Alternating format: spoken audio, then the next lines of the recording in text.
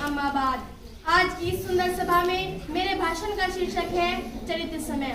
समय का आदर करो उन्नति पाओगे, समय का आदर करो उन्नति पाओगे, क्षण का लाभ उठाओ नाम पर भाग्यशाली होंगे। आदरणीय बहनों, समय को ना तो खरीदा जा सकता है और ना ही बेचा जा सकता है, ना ही समय को किराए पर ले सकते हैं और ना ही किराए पर दे सकते हैं, और ना ही स्थिर किए गए समय से अधिक लाभ उठाया जा सकता। समय हर व्यक्ति के लिए आनंद है। समय को धन और सोना कहना भी समय की आंकना है। समय और धन व्यक्ति के लिए तो आशीर्वाद है। धन तो बाहरी वस्तु है, किसी को अधिक मिलता है, किसी को कम मिलता है, लेकिन समय हर व्यक्ति को रोज 24 घंटे मिलते हैं। मनुष्य का जो जीवन है वो उसका आज का जीवन है। साहिबे बुखारी की परंपरा का उल्लेख है कि पवित्र पैगंबर सल्लल्लाहु अलैहि वसल्लम ने कहा, दो आशीर्वाद ऐसे हैं जिनसे लोग उचित फायदा उठाते हैं, स्वास्थ्य और खाली समय।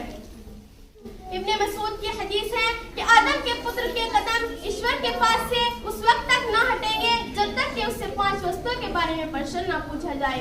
नंबर 1, अपना जीवन कहाँ व्यतीत किया। नंबर 2, अपना जीवन क्या करते हुए व्यतीत किया। नंबर 3, उसने धन कहाँ से कमाया। नंबर 4, प्रॉपर्टी किस काम में लगाई। नंबर 5, अपने काम पर कितना खर्च किया। जीवन के राज्य पथ पर चलने वाली बहनों, जीवन का समय बहुत कम है।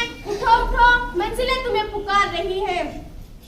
समय पर चलने वाले बहुत दूर निकल गए हैं। अल्लाह हमारे जीवन को उद्देश्यपूर्ण बनाए। ईश्वर की दया, शांति और आशीर्वाद आप पर बना रहे। धन्यवाद।